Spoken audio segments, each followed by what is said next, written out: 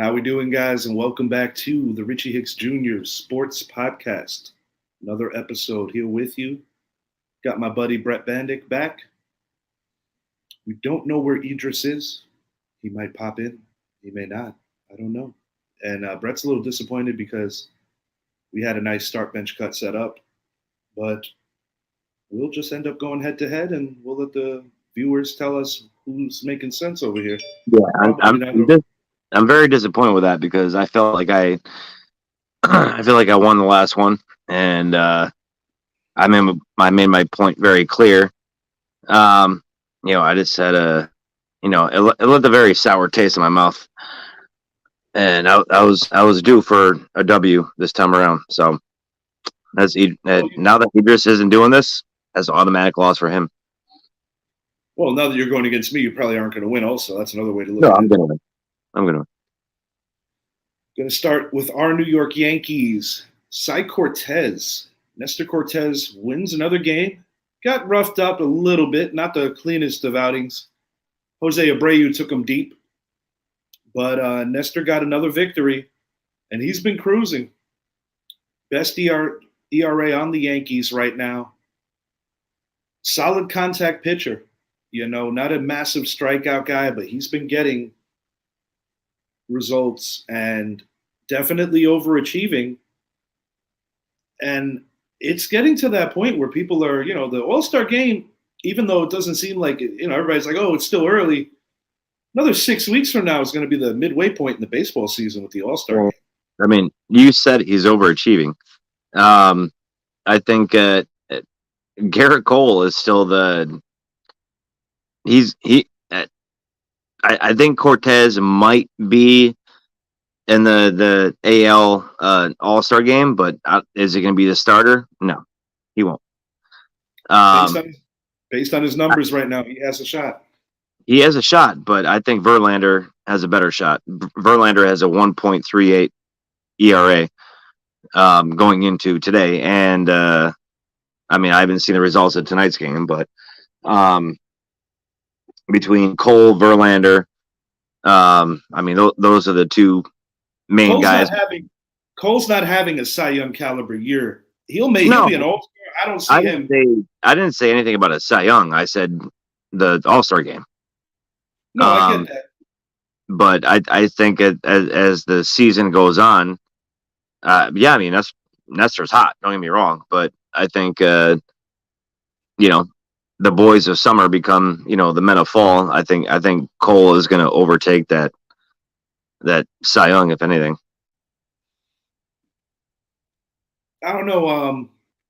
Like I said, the thing with Nestor is he's a contact pitcher, and it seems like this isn't something that just started this year. Last year, when Kluber went down, that's how Cortes got the opportunity.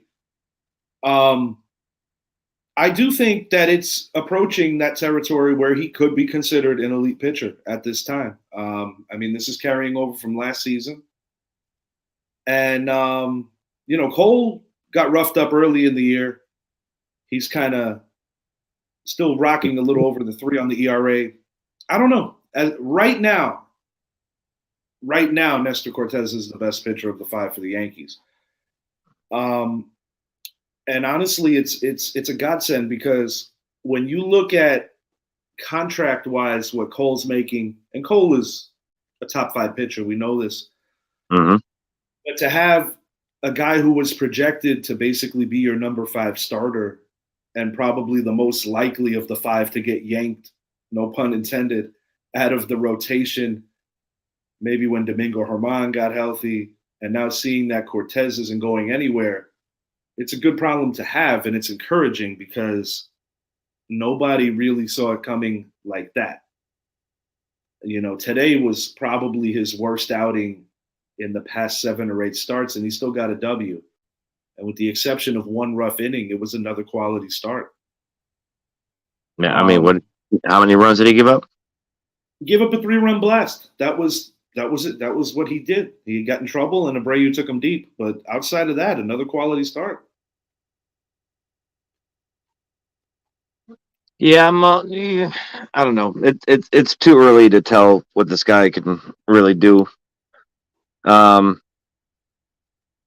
Yeah, I don't know. I think you said it in your opening statement. He's overachieving. So, well, it's been kind of dipped into that kind of narrative with the media, but truth of the matter is, this has been going on since last season. He's here to stay now. I don't think he's a flash in the pan no, he's here anymore. to stay. I think he's a starter. Absolutely. I think he's a great guy to have in that starting rotation. But is he the top dog? No, but the story makes it good just because he's not the top dog and he's doing what he's been doing. So I agree with you on that, but I don't know. Well, It's too early. It's not even June yet, and I don't really. I'm not gonna look. I'm not gonna look that much into it just yet. I'll spit some numbers at you right now. I don't care if it's not June. 2021, 2.9 ERA. This year, he's 1.8 on the ERA through 8 starts, 3-1 record. And the All-Star game is 6 weeks away. He might have a couple of rough ones. He might not. That ERA is very much in contention to and who was rated above him in that ERA? Verlander, yeah. Understood that, but there's a distinct possibility that Cortes could steal some of these votes. No, he might. And it's also worth taking into consideration that Nestor Cortes pitches in a home run friendly ballpark, and he's got a 1.8 ERA. That's another thing to consider about how impressive this has been. And keeping it on the Yankees for a second, Aroldis Chapman, even though he's 8 for 8, actually 9 for 9 in save opportunities. He didn't get the opportunity tonight, though.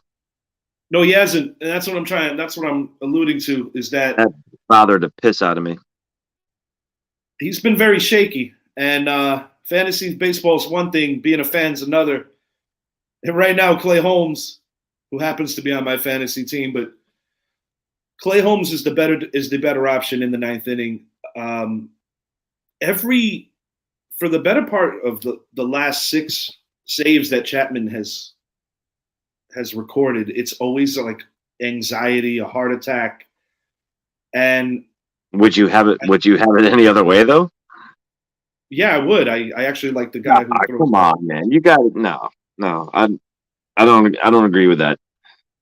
I'm sorry. Like the part of having a relief pitcher in there is to have that anxiety, that rush, that adrenaline rush to win the game. No, you get it done and you get it done clean. Mo did that for years, and Mo didn't give us that anxiety. Clay Holmes right now, best pitcher in that bullpen, and that's not up for debate. That is not even slightly up for debate. Clay Holmes has 4 saves this year already. Chapman has 8.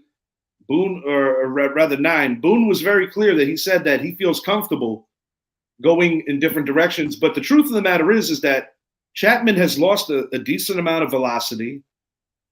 His slider's not hitting the way it did. And the truth is he walks too many guys. And that is not a recipe for playoff baseball, especially when you consider some of his failures in the playoffs. 2019, we're not in playoff baseball right now. We're in May. I understand that, Brett, but they're trying to figure out who's going to be that guy in the playoffs because Aroldis Chapman is really struggling. And I mean, what's the worst that can happen? Aroldis Chapman be a setup guy for Clay Holmes? You know what I mean? Like, it's a possibility. It's also a possibility that Chapman falls out of the plans because Chapman has never been an 8-inning guy, and he's not pitching well.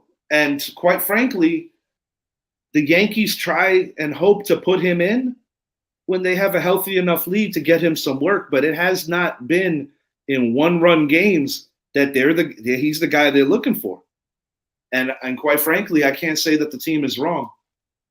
It's a blessing that they have the lead that they have in the East, that they can take their time to try to get him right. But I'll be honest, he's not the guy I want pitching in the 9th for a team that has the best record in baseball, and the potential to win a World Series this year. The Yankees are the best team in baseball. And like I said, the All-Star game is 6 weeks away. It's not as early as everybody thinks it is. Yankees just got their 10th loss a few days ago. They were the last team in the league to still be on single digits. And something that's even more encouraging, this Yankee team is like on pace with the 98 Yankees. They're very much on pace to potentially win more games than that team. It's a weird situation because it reminds me a little bit of when Mo used to set up in the eighth and Wetland used to give you anxiety and have those rough ninth innings. Yeah. And the team realized that Mo was the dude. And Wetland signed a big money contract with Texas that offseason after the Yankees won the first of the World Series in that dynasty, after the 96 season. And ultimately, Mo went on to become the greatest closer, not only in Yankees history, but in baseball history. By no means am I saying that Clay Holmes is going to be that, but Clay Holmes has one of the filthiest knuckleballs in all of baseball. And the beauty of... Dude, I hate the knuckleball. I fucking hate it. The beauty... Brett, are you sure you root for the Yankees? The knuckleball. Like, I hate seeing it, bro, because it reminds me of that freaking clown off the Red Sox there, you know? My point... What the hell is his name? I don't know, Brett. If you're referencing him and you don't know his name, maybe you need to... He was the knuckleball pitcher for the Red Sox. I can't remember his damn name now. I don't know, Brett. The Red Sox... I hate the knuckleball. I absolutely fucking hate it. Anyway, my point being, Clay Holmes has a nasty sinker and a nasty knuckle, and he could move. That sinker is dirty, bro. That sinker induces a lot of double plays. And the beautiful thing about his pitch arsenal is that you're not gonna elevate the ball on him. Most of his contact is ground balls. He's not a guy that's gonna give up home runs, and that is another plus as to why I prefer him pitching in the ninth inning as opposed to Aroldis Chapman. My personal opinion, I do think this is the beginning of the end for Aroldis Chapman with the Yankees. I do not know what his future holds, but I do not believe that the Yankees are going to reinvest in Chapman because he doesn't have the best track record. That's a bold statement there. I don't know. I don't think it's that bold. I think the writing's on the wall. If the Yankees believed in him, Clay Holmes would not have 4 saves already. We're not even in June, and Clay Holmes has about half the saves that Chapman has, and they're a lot more recent. The way Holmes is pitching, he doesn't deserve to not pitch the ninth. He's getting results, and he's doing it on much fewer pitches, much fewer walks, and he's just getting it done a lot cleaner. I think that the writing's on the wall. And the Yankees did trade Chapman before. I personally think the Yankees are going to strongly consider trading him. And when I look at his previous Octobers, he's been on the wrong side of some serious. He's given up the long ball in two different series that ended a series. Mm-hmm. Not the best track record. He went to Chicago. He did get a ring. Personally, I think Joe Madden overused him because he knew he was a rental, but Chapman did not have the smoothest World Series either. I think he's been a great closer for a few different teams over the years, but I don't think that he has that intangible that makes him a great October pitcher. And the Yankees, that's the end game, is winning in October. Something I want to mention here with Tim Anderson, superstar shortstop of the Chicago White Sox. There's been some tension brewing with he and Josh Donaldson prior to this. About a week or so ago in the series in Chicago, there was a very hard tag at third, a little bit of a collision. There was some words thrown, the benches cleared. According to Donaldson, he said it was nothing, kind of just shrugged it off, that just part of the game kind of thing. But in terms of this racist remark, I want to clarify what this is about. According to Tim Anderson, he felt that Josh Donaldson calling him Jackie, referencing the late, great Jackie Robinson, was with a racial undertone. According to Donaldson, he said that he's willing to sit with Anderson and speak about it together. And he said that first of all, Tim Anderson himself has called himself Jackie, saying that he is the Jackie Robinson of today's baseball. I think that's quite the bold statement. Yeah. But I also understand, because African American baseball players are at a very low percentile compared to previous years in the league. In the 80s versus now, much fewer African American ball players and even fewer prominent ones. Whereas a lot of Latino ball players in that regard, in terms of minority players, have really essentially evened out the numbers in terms of evening with Caucasian players. Mm-hmm. But the point I'm making is, in that regard, I understand, because Tim Anderson, in my opinion, is the most notable African American ball player in today's MLB, and he's a damn good ball player. But yeah, but if he referred to himself as today's Jackie, and then Josh Donaldson said the same thing, why I don't I was getting there. According to Donaldson, understand what the frig is going on there. According to Donaldson, he says that this has been an inside joke for years amongst the two of them. I don't know if maybe the fact that the Yankees have beaten the shit out of the White Sox ridiculously lately. They took 3 out of 4 in Chicago. They beat them today. I don't know if that has, they exchanged words recently in the Chicago series a week ago. I don't know. But one thing, I don't like to go to conclusions, but I do think Donaldson's taking the right steps in terms of being like, hey, man, I viewed it as something that we welcomed as an inside joke, and I'm willing to talk to him about it if there really is a problem. So I think Donaldson is doing the right thing. But at the same time, especially in the year 2022, it's like you got to be super careful about the way that things are said. And sometimes to a point of teeth grinding, but I understand that there is a gray area there. And I guess stay tuned on that. There is, but I don't understand what the hell. I mean, like I said before, Tim Anderson called himself, this era's Jackie Robinson, and all Josh Johnson did was agree with that, and all of a sudden it's a problem. Well, it's not so much that he agreed that he was Jackie Robinson. I think that was the undertone of the joke in the first place, essentially saying, like, you got some balls calling yourself Jackie Robinson. So essentially, he called him Jackie. It's like if you got a chunky dude and you call him Slim, You get where I'm going. I don't think there's much to see there. I really don't. And I honestly don't even agree with Tim Anderson. So, no, I think there's a responsibility on both sides, because while it has to be taken very seriously when things like this can happen in sports, it's also just as important to have a responsibility, if you're going to accuse somebody, to make sure that you really are nailing that on the head, because that's people's reputations all the way around too.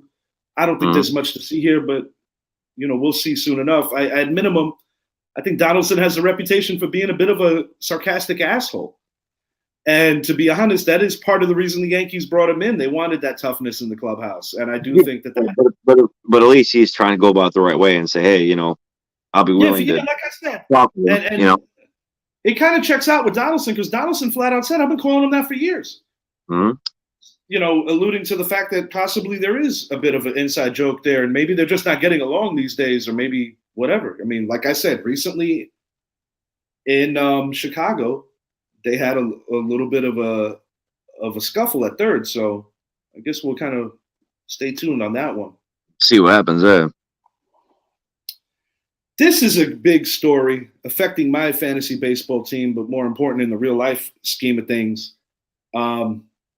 This is interesting. Max Scherzer joins Jacob Degrom and Taylor McGill on the injured list. These are 3 of the Mets' 5 best pitchers. This leaves the Mets with their 2 best currently being Chris Bassett and Taijuan Walker. The Mets did win today. McGill should be back within a week, possibly 10 days. Yeah. But this Scherzer thing is no joke. You're looking at potentially up to 2 months, which would probably which would probably have him return right around the time Degrom does. Yeah, Degrom is not supposed to return until sometime late July. Yeah, that's what I'm getting at. I mean, we're about to start June, so 8 weeks. So, Yeah. No, I mean I don't know. I think they have the offensive power to keep them in games. Even if they have, a guy that comes in and pitches, I mean, they can do the whole Tampa Bay Rays thing, like have a guy come in and pitch 4 innings, the other guy come in and pitch 4 innings. You know what I mean? Like, I think they can end up pulling that off just because they have the offense to get away with it. I respect. Go ahead. I'm sorry. No, they have time. They have time.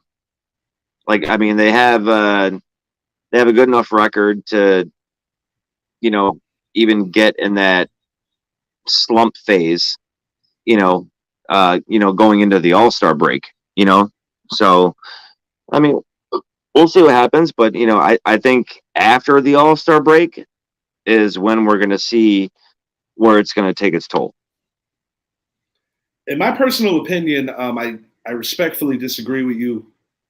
They do have offensive firepower. I'm not saying they don't, but I'll be honest. I see problems. Francisco Lindor is in year 2 of that mega deal. And quite frankly, with the exception of a couple of sporadic games from last year and maybe even this year in the early going, I have not seen the player that they paid for from Cleveland. And he's hitting .231 right now. Yeah. And when you're talking that this is like a $300 guy, $300 million guy rather, it's kind of concerning if I was a Mets fan, because they are essentially building around him as the centerpiece. They're not building around Polar Bear. They're building around Lindor to make that kind of financial commitment to him. Bassett's been solid. Before the injury, McGill was doing a great job. Scherzer completely dominating most starts. Scherzer, before the injury, having a damn good year. But in the dog days of summer, and when you consider that you're looking at a July return for both Scherzer and Degrom, mm-hmm. I have a feeling that it's a recipe for some tough times, because while I understand where you're going with saying, like, you could kind of play that game with having a guy pitch an inning or two, but the problem with doing that, you got to send a lot of guys up to the farm, back to the big team.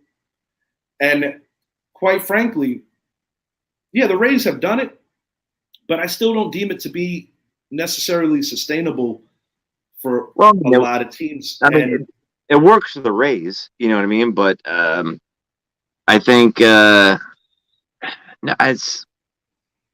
too early, I don't view them as having the kind of commanding lead like the Yankees do. The Yankees have a commanding lead. No, no, they do. And the thing is, the Mets. But, I mean, they can still afford to have a little wiggle room in between, though. Like, I don't think they need a commanding lead to, get a grasp on things. They have the offensive firepower to keep them in every single game. They do. And bring guys up, whatever the case may be, but I think in that division, I mean, they still have the advantage, even with Degrom and Scherzer out until July. I don't agree. I don't. The thing that makes Scherzer such a valuable piece to have, same as Degrom, is that those guys are slump busters. Like, they're the kind of guys that make sure that you don't go into a long slump. Same thing with the boys in the Bronx. That's why I'm so proud of Cortes, because the combination of him and Cole guarantees that they're not going to really have massive slumps. They can get away with having games where maybe they don't hit, but the pitching's there. Well, I mean, Scherzer is a vet. I mean, he's a veteran, man. You know what I mean? So I know what Scherzer. He can also be that locker room guy. You know what I mean? Like, he can be that. He's all of that. But the point I'm making is not having him 6 to 8 weeks. And I've heard you reference, oh, it's early. The reality is that they had an awful experience last year when Degrom went down and they ran into that gauntlet with the Giants and the Dodgers. It was like 13 or 14 straight games, and I think they were like 2-10 or 2-12, just something awful. And it really buried them. It completely buried them from any kind of real possibility of making the postseason. And when you see these injuries piling up again, it's a different team this year. That remains to be seen. It's a different owner. Like it's a different mentality this year compared to last year. I don't know. This is my thing. You've alluded to the fact that you said it's early. What have they done to prove that they can overcome a blow like this? There's no reference. There's no track record. It's all based on potential. No, there isn't. And 100% right. It's based on potential, but I think they have enough potential to do it. And if they prove me otherwise, you know what I mean? Like I think they can get through going through the All-Star break. It's after the All-Star break, whereas I'm a little more concerned. My thing is this. You're down 3 starters right now. You'll get McGill back maybe in another week or 2. But you're down your 2 best ones. You're down your best pitcher, Scherzer. But right now you're down 3. And the thing that hurts about this is that you're going to tap out your bullpen. And I'll be honest, they have pieces in that bullpen. Diaz has been solid this year. But the key is to get to Diaz. They don't have the smoothest bridge, 6, 7, 8, and then ultimately Diaz in the 9, like the way the Yankees have had. The Yankees, with a lead after 6, I think most Yankee fans feel very confident that they're going to get the ball to whoever's closing the 9th. I say whoever because of what I alluded to earlier with Holmes and Chapman. Holmes has been given a bigger role lately, and it looks like it's working right now. Not sold on the Mets, man. I'm just not, and I do think that these injuries could bite them because, like I said, 6 to 8 weeks without Scherzer and Degrom's not in the mix now. The reason they've been able to survive not having Degrom is mainly because of Scherzer. Chris Bassett's going to have to really step up and take on a number 1 role it's a big ask. I'm not saying they can't do it, but I really view it as a big ask, and we'll keep it in this division. Their rivals, the Washington Nationals, a lot of buzz about, impending free agent Juan Soto, considered a top 5 player in Major League Baseball. Going into the season, he refused a massive, massive deal. And there's a lot of rumors that the asking price, say, for instance, if you're talking the Yankees, just throwing it out there, because the Yankees will at minimum be a team that's mentioned. It's going to require your absolute best prospects. It would require probably an Anthony Volpe, who's actually struggling. It's also requiring what, $400 million? Yeah, you're talking about probably a Jason Dominguez. I'm going to say this right now. I don't consider the Yankees to be players for him, but I can see him ending up on the West Coast with either one of those teams. Either the Dodgers or the Angels, for that matter. I could see the Angels making that. I could see the Angels making that kind of commitment because they could. I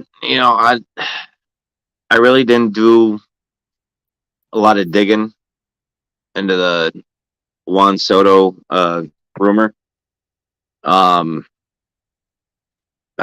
is the deadline? Mid-July, I believe it's probably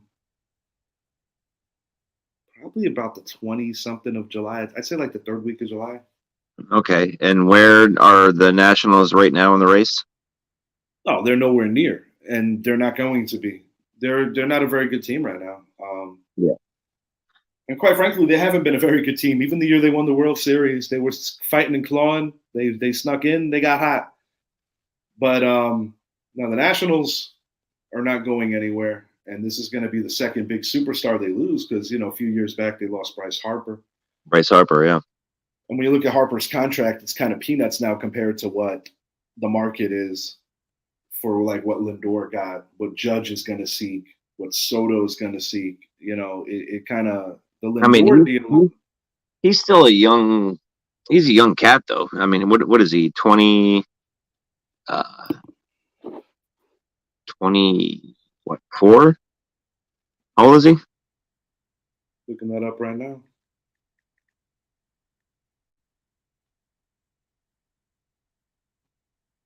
He's still young. Yeah, you're right. He's 23.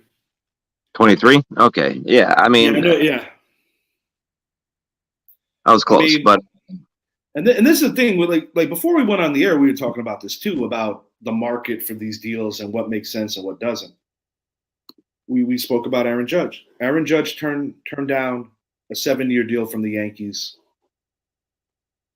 Aaron Judge is 30 years old right now. He's got 7 years on Juan Soto. So while I'm a huge Aaron Judge fan, and while of course I want the Yankees to re-up him, and I have visions of Judge possibly being the captain, and I feel that in his Yankee career, he's had those kind of clutch moments where he could warrant that kind of commitment from the Yankees. But I got to say, man, at 23 years old, they may value a Soto deal where they can throw him that kind of change that Judge is looking for. Because I love Aaron Judge. I really do. He is my favorite Yankee right now. But I'll be honest, at 30 years old, or soon to be 30, and they're offering you a 7-year deal, that means you're 37 when the deal's done. And if you're still producing, you could probably snag one last deal. I think it's more than fair. And while the Yankees have made a concerted effort with the rest games and giving guys days off because of the injury history, especially with Stanton and Judge, and knock on wood, the guys have been healthy and it has been working. But there's an injury history there, so I can't necessarily fault. It's a business, and they got to go to the table and they got to figure it out. I think the Yankees will be out of their fucking mind to give him 10, and I'm a huge Aaron Judge fan. I think 8 is the max. I cannot justify anything more than 8 years. I can't do it. I just can't. And I love this guy. I can see 8 years. But him asking for 10 is definitely a little too much. I agree. I agree with you on that. Is too much. And, unless he's like, a designated hitter, the last 2 or 3 years of his career, the way Nelson Cruz has been, I don't see him playing outfield every day until he's 40. You know what I mean? That's way too much than anybody. And the point is, you see these kind of deals. Like you look at that Albert Pujols deal, and there's no way that anybody could say in the second half of that deal that he was the player that they got. He wasn't.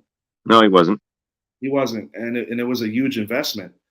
And the market is leaning more towards giving these guys longer deals. But this is the problem. In Aaron Judge's case, he was playing on that rookie deal. And the thing is, his rookie deal with arbitration and other things of that nature was a little later in his baseball life. Like I said, he's 29 going on 30. Still a young man, but yeah, 8 years. 8 years max. And if that's not good enough, Juan Soto is a possibility. But I do think the Yankees' priority is going to be to make it right with Aaron Judge. And I think on the field, he's proven that he's that dude, and he wants to be. Yeah, they need to finish out any deal with Aaron Judge before they make a go at Juan Soto. And he wants to be the third captain in my lifetime. The 2 previous captains in my lifetime, Don Mattingly, Derek Jeter. Speaking of 3's, this was fucking impressive. Down 19 in game 2 at home, looking at potentially splitting and coughing up the home court advantage to the Dallas Mavericks. Warriors went to town, dude. 3-point clinic. If I'm not mistaken, I believe they hit, I think it was like 17 threes in that stretch. For the Dude, 17 or 18. Yeah, it's disturbing. It's disturbing how. I'll be honest. I mean, I've seen a lot Curry, of baby. Steph is the he's the match. To light that whole box. You know what I mean? Like he took over the game. With steals, with passing, shooting. Not a big guy, and he ended up with like 8 rebounds. He's not even a big guy. Dude, he had more rebounds the game before. He had 12. He had 12 rebounds in like game 1. I've said this before. Go ahead. I'm sorry. No, he's the epitome of what Golden State represents. So Klay Thompson's hit or miss. They're not the Splash Brothers of the old. I can see that. Klay is hit or miss, but I think he's developed more of a in the paint game. Yeah, Klay's compared to his outside shooting, which he's been good at. You know what I mean? But they're not the Splash Brothers of the old, and they don't need to be. You know what I mean? Like they have Poole, Wiggins, Draymond is Draymond's doing his thing down low. You know what I mean? But like it just the enforcer for sure. Oh yeah, no, absolutely. I mean, and their defense is top notch. I mean, they're 7-0 at home in the playoffs right now. They're dirty. Yeah, they're dirty. But Steph is the guy's a man. Guy's a man. I love watching that boy play, man. I said this before, and a big thing with the Kevin Durant legacy thing. We spoke about this on previous shows, even going back to the days of the Jordan Patrick show. And we've spoken about LeBron and KD legacies. This and that. Legacy always a big thing with KD, with a question mark surrounding the legacy. And I've said this before, and you said it just now. The reason why they were able to be the Splash Brothers the way they were back then is because their lives were a lot easier when people had to account for a KD to kick it. Have these guys. They had Iguodala back then too. They had Iggy as the sixth man. He was a great asset. He won a Finals MVP with that. Yep. But the point I'm making is, through it all, to your point, Steph Curry has been the igniter and been the guy, and that's why, as much as I'm not exactly a LeBron fan, I'm quick to give LeBron credit before KD, because I feel that when LeBron made his move, leaving his original team and going to the Heat, the day that he arrived, he was the best player on that team. I mean, there were some metrics that could argue with me, because I do feel that there were times that there was some issues with who was the man between him and Wade. Not that there was a beef, but more so almost like LeBron's a facilitator. He knew it was D-Wade's team, and he let him have it. But everybody knew he was a better player, but it was still D-Wade's team.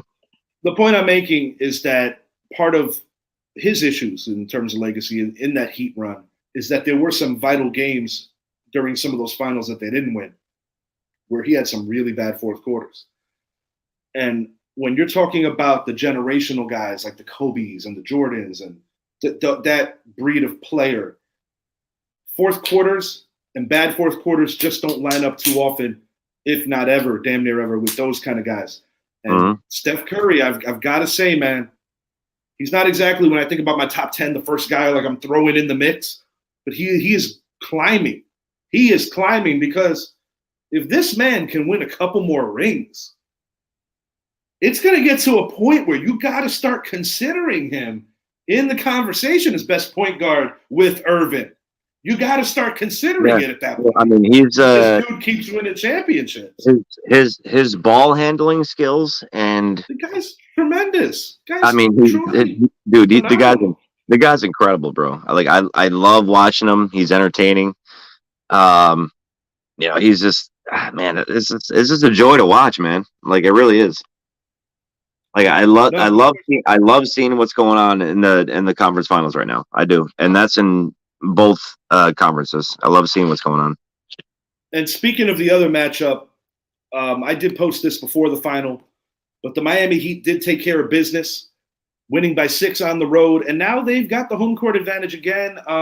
Wouldn't count the Celtics out because the Celtics have proven that they can play on the road in must-win games and do it. They're still in Boston. They could square it up. Still a lot of series left. I did pick the Celtics. They're also undefeated after a loss. If that makes any sense. Yeah, but I mean, it's round 2, or round 3 rather now, round 3. I'll be honest, this is a big loss. 2 of the 3 games, Miami has put a boot in their ass. And on the flip side, when the Celtics won, they put a boot in their ass because this score didn't indicate the game was not as close as the score. They were up by double digits for a good portion of the game. Mm-hmm. I'm rooting for the Celtics. As a New York Knicks fan, I could never, under any circumstances, root for the Miami Heat. And that's saying something when you're pulling for a Boston team. Then again, it's not the same kind of heat that I have like with the Red Sox or with the Boston Bruins.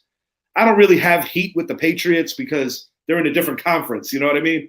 Like, we could break each other's balls, but it's not like I hate the Pats. If I was a Jet fan, I might hate them, Yeah, but you respect them. There's a difference. Well, I kind of feel the same way about the Celtics. And to be honest, I guess in a fucked up way, you could say I respect the Red Sox. I mean, I'd be an asshole to say I don't respect them. It's just one of those things where I don't have like that engraved hate for the Celtics in the same way that I would for, say, like the Red Sox or the Bruins. It's not the same thing. Well, I think in the Eastern Conference, I mean, Tatum is a superstar in the making. Smart is one of the better defenders in the East. Al Horford is really, I mean, he's turning back the clock. Oh yeah, 100%. He's turning back the clock. It's fun to see, man. I still think the series is gonna go 6. I'm still taking Boston in the series. I called it a while back ago, actually, with you.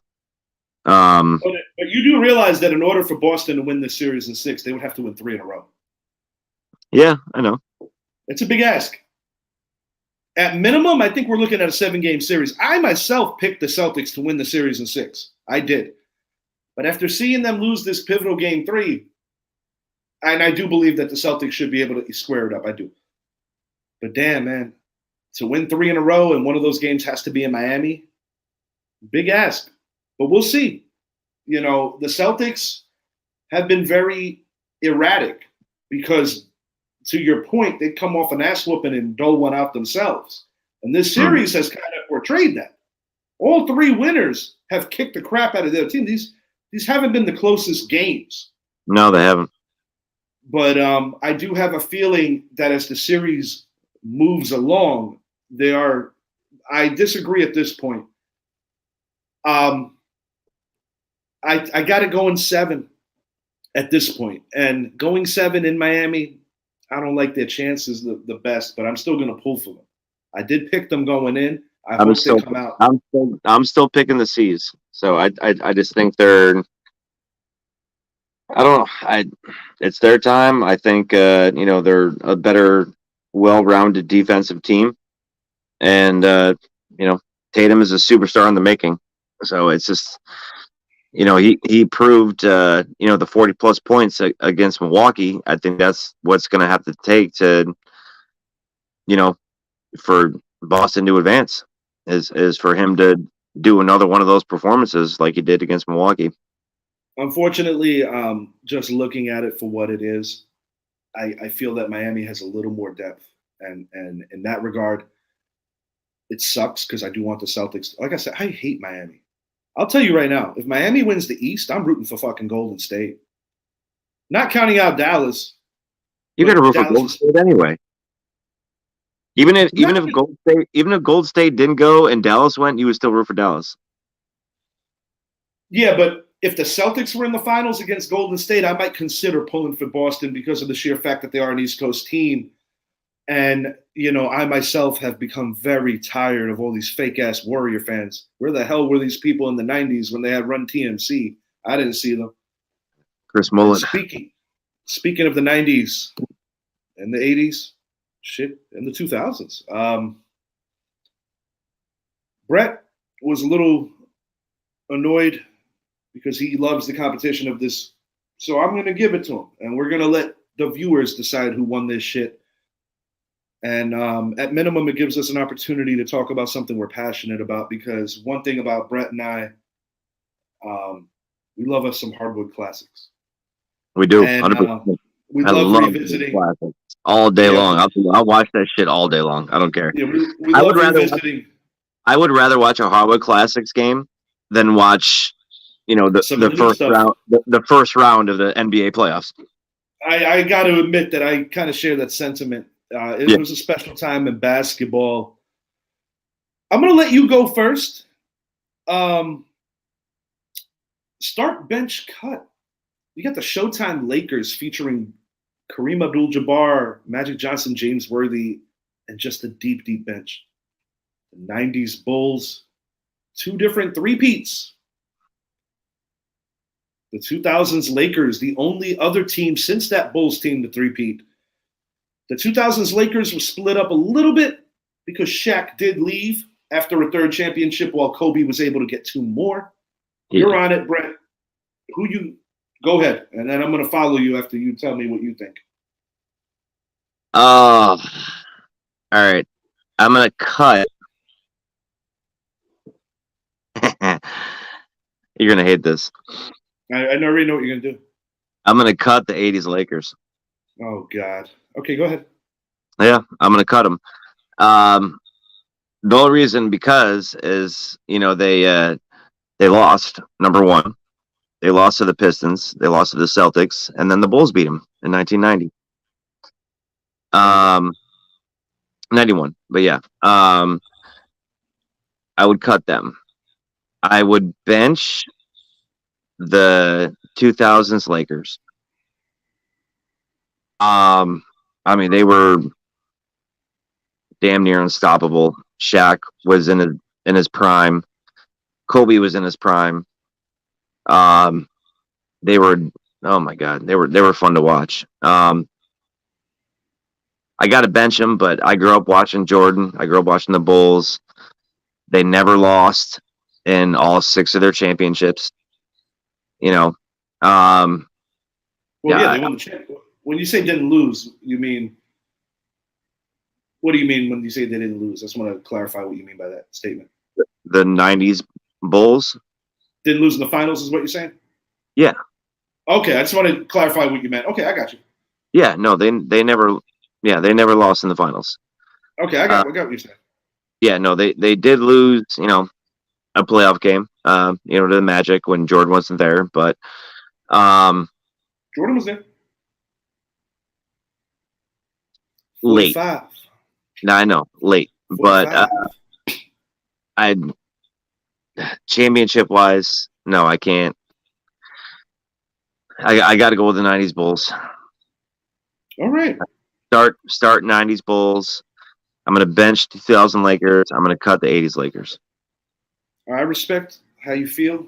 This should come as no surprise at this point. I don't agree with you. I know you're going. All right. First of all, I want to say how great all 3 of these teams are. That's number 1. 100%. Phenomenal. And I'm thankful that I got to see all these teams play. But this is my opinion. I'm cutting the 2000 Lakers, and I'll tell you why.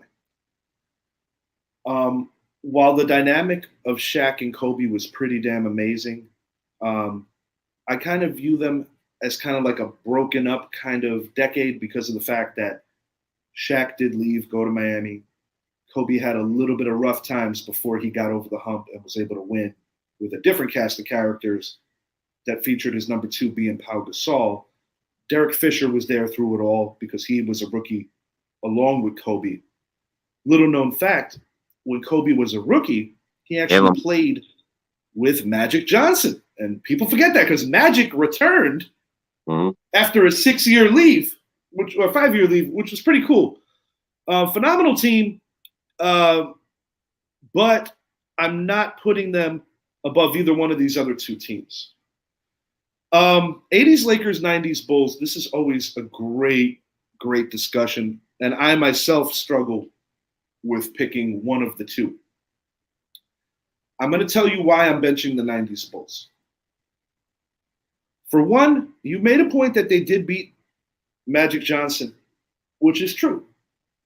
That wasn't the 80s Lakers they beat. That was the 91 Lakers with a rookie Vlade Divac, with an injured James Worthy, and with a great season that Magic put together, finishing second in MVP voting to Michael Jordan that year. Bulls were a younger team, more upstart, and in my opinion, deeper. But when you look at the head-to-head matchups with Magic and Kareem's Lakers versus Scottie and Mike's Bulls, the Lakers was smashing on them for a good chunk of the 80s. And while I have to tip my cap to the Chicago Bulls for being undefeated during the 90s in the finals, if I'm going to be truly fair, and I'm going to try my best to be fair about this, I do not believe that anyone they beat was better than the Pistons or the Celtics, teams that the Lakers lost to. My personal opinion, I feel that the 80s was the golden era for basketball because I feel that Larry Bird and Magic Johnson saved the league. And Jordan took it to new places. I mean, if this was a GOAT list, yeah, Jordan's a GOAT. I'm not going to go there. Yeah, he's the GOAT. But I do believe that the 80s Showtime Lakers, you can put them against anyone. And the reason I didn't bring up the 60s Celtics is because they weren't in my lifetime. I tried to base this on 3 eras of ball that we all watched together. They kind of interceded a little. You know how you mentioned how, I mean, shit, the 90s Bulls, and this is another thing. The 90s Bulls defeated Kobe and Shaq frequently before they got to the height of winning championships. They were the Del Harris Lakers before Phil, because Phil was still coaching the Bulls. So it's kind of like the same intertwine. These guys beat the 2000 guys. The 80s guys used to beat the snot out of the 90s guys. But then when the 80s guys got old, Michael Jordan's the greatest player that ever lived. And I consider Kareem number 2. And I would have Magic no lower than 5, but somewhere in between 3 and 5 is Magic Johnson. I feel strongly about that. I almost feel comfortable enough putting Magic as the 3rd best player ever. I really mean that. I've always felt that way about his game. You would still start the 80s Lakers over the 90s Bulls? Well, this is something to take into consideration, too. The 80s Lakers played in 8 finals. Yeah, Magic in a 12-year career made the finals 9 times because he made 1 finals without Kareem. Another thing that I give the 80s Lakers the nudge on, Magic Johnson as a rookie went into Philadelphia and won finals MVP with an injured Kareem on the road in Philly. And no knock on Michael Jordan, but I do believe that the rise of the Bulls dynasty also intertwined with the retirements of Isaiah Thomas, Larry Bird, and Magic Johnson, because a fact that on a lot of these docuseries they try to make you forget is that the Pistons did beat the Bulls 2 out of 3 different years. Isaiah Thomas has a winning record against Michael Jordan in the playoffs, as does Larry Bird. Magic was my favorite player growing up, so I was always a little irked that MJ did beat him in the finals. But putting it in perspective, I do believe that he caught him at the right time, so to speak.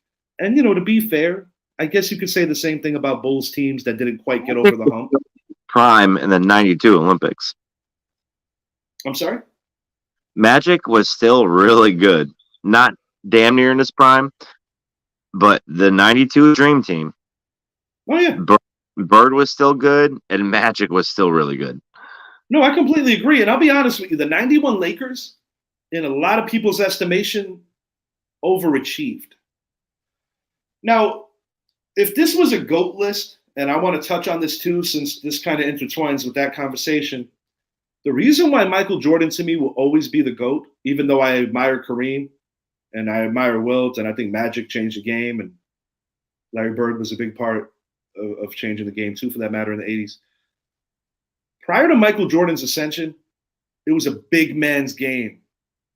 And I feel that Jordan changed the trend where if you look at the history of the NBA, you might see a couple of isolated incidents where small guys were the best player on the teams and they won championships. But I do think that Mike was like the first guy that really took it to that level where he was winning championships when it was still a center's league, so to speak, because he played some phenomenal centers during the course of his career. I mean, he's played Kareem Abdul-Jabbar. Granted, he won his championships after Jabbar's departure, but the point I'm making is, Patrick Ewing, David Robinson, Hakeem Olajuwon. That's the finals that we got cheated out of. That would have been a fun one. What, the 94? Olajuwon. I mean, I'm happy that Mike left because the Knicks beat him that year. And unfortunately, we lost in 7 to Houston. But I will say, looking back at it, it kind of sucks that we didn't get to see Houston and the Bulls, because Houston's one of those teams that I actually believe that they had the makings through and through that they could have defeated the fucking Bulls because they had the shooters. The Bulls had nobody at center that could have possibly guarded Dream. Mm-hmm. And then when you factor in Clyde Drexler as your number 2, because when it was Drexler versus Jordan, Jordan got the better of him. And, Jordan's going to be Jordan, and Scotty's going to be Scotty. But the reason why I think those Rocket teams would have knocked out the Bulls if they crossed paths is because the team that beat the Bulls got the shit beat out of them by that Rockets team. And I get it. Mike, he came back late that year. But let's say Mike doesn't retire and plays 94. I'm comfortable saying that that's probably your NBA Finals. And I'll be honest, I'm not sure, man. I'm not sure if they would have beat the Rockets. I really don't know. I mean, the Knicks almost pulled it off. But in 94, they didn't have Drexler yet either. Mm-hmm. And the Knicks did have the best defensive team in the NBA that year. So I do think that the Knicks defense kept them in that series. But ultimately, Olajuwon was just too much for Ewing. And the Knicks had to resort to getting Oakley and Mason guarding him because they would have got Ewing in foul trouble. John Starks, probably the finals MVP were it not for that shitty Game 7. He had a great series going into that Game 7. And then if you fast forward to the next year, a young Shaq, but not. I'm gonna have to disagree with you on your start bench cut. So we'll let the viewer decide on that one. We'll let Idris decide when he decides to wake up. Yeah, we're coming up on the 1.5 minute mark. I had a final thought on my brain, and I wanted to share that quickly. Cancer's affected a lot of women over the years in my life that have been important to me. And I just want to reiterate and stress the importance of taking all these precautions to check for breast cancer and not always go with the status quo of what doctors say is the right age. Because sadly and unfortunately, it's affecting too many of our women at too many of younger ages. And I just want to reiterate that that's something dear to my heart. And I want to make sure that I say that. That's all I want to say in reference to that. And good show, buddy. This was a solid show. I had a good time. I still, I don't agree with your start bench cut, but we'll let the view. Right, dude. That's all right. You know what? Maybe we'll cut out. Maybe go record mode, and we can elaborate more into this, and maybe we'll release that maybe tomorrow morning. The viewers can wake up and continue to see what Brett and I were speaking on with this, because I was just getting my appetite wet with that NBA talk. I want to keep this going. I know you do. Great night, everybody. You're brewing. Have a great night. Zach, what up, bro? We are out for now.